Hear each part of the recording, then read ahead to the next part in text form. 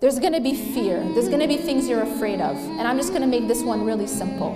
Turn your fear into dua. Turn your anxieties into dua. Meaning, I'm scared of something. I'm terrified that XYZ is going to happen. Everyone has fears, right? Now, how do we typically deal with fear? What we typically do with fear is we feed it. How do we feed fear? By just thinking about it. And then all these scenarios come, right? I'm afraid of something happening to someone I love. So what I do is I think of all the different possible ways that something could happen to someone I love. I think of this scenario and that scenario. All I've done is I'm feeding the fear. I haven't actually solved anything. Instead of feeding fear, turn it into dua. That thing that you're afraid of, make dua about it. Simple as that. Immediately stop it, stop the thought, and then stop the thought, and then turn and focus that feeling of fear and anxiety into making dua.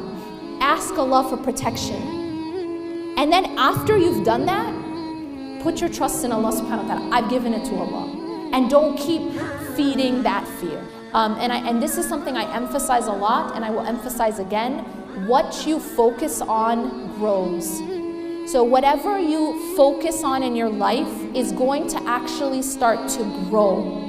And when it grows, it starts to become bigger, and it also starts to surround you.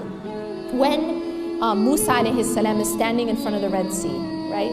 And he has an army behind him, and he's got a very serious problem, okay? He's got a giant body of water in front of him, and he's got an army behind him, and he looks trapped. But what was his focal point in that moment? Anyone? Allah.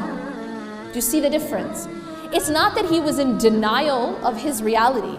His reality was that he's got an army behind him and he's got Red Sea in front of him. But his focus was not on the Red Sea, and his focus was not on the army. And in fact, you see the contrast between him and Bani Israel.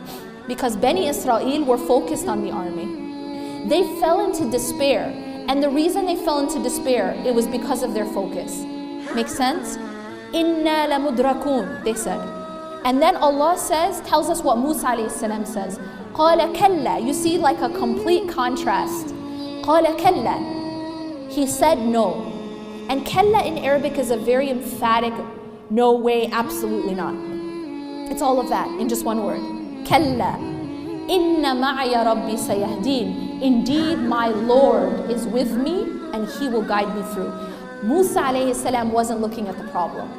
He was aware of the problem, folks. He's not like in denial. He's aware of the problem, but his focus wasn't the problem. His focus was Allah. Do you see the difference? His focus was Allah. And he said, Inna ma'aya rabbi sayahdeen. Indeed, my Lord is with me and He will guide me through this. He will get me through this. So no matter how dark it gets outside, or no matter how much we feel like things are closing in on us, if our focal point is Allah, then we don't feel despair. Do you see the difference? It's because you know, just like Musa alayhi salam knew that Allah was with him. And if Allah is with you, it means what? He'll get you through. And that was the yaqeen and the tawakkul and the trust of Musa alayhi salam. But believe me, it cannot happen unless you have the right focus.